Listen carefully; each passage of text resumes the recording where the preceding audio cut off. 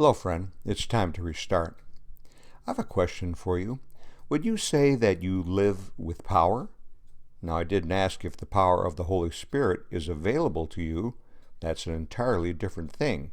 Peter makes that clear by saying his divine power has granted to us all things that pertain to life and godliness.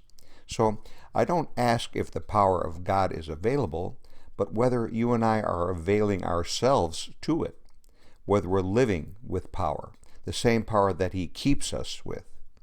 Paul writes, "Now to him who is able to do far more abundantly than all we ask or think, according to the power at work within us."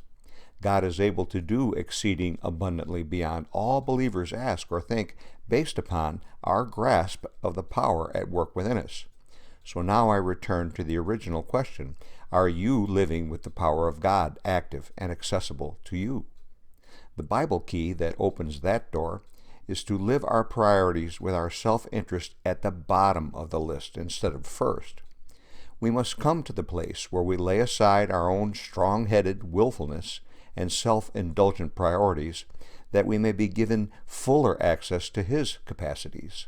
Paul writes, "My power is made perfect in weakness, therefore I will boast all the more gladly of my weaknesses, so that the power of Christ might rest upon me." And again, "Be strong in the Lord and in the strength of his might." And again, "I can do all things through Christ who strengthens me." Spiritual power in life is never attained by giving precedence to ourself, but as our worldly goals and ambitions diminish, then we permit God to set loose, as Paul says, the immeasurable greatness of his power toward us who believe, according to the working of his great might. Now, what does that kind of power look like? Well, that is something believers find out when we follow Christ's example, who emptied himself, taking the form of a bondservant. So today, let's live in power and in service to others. That's my word of encouragement from Restart. Thanks so much for tuning in, and may the Lord bless you as you go.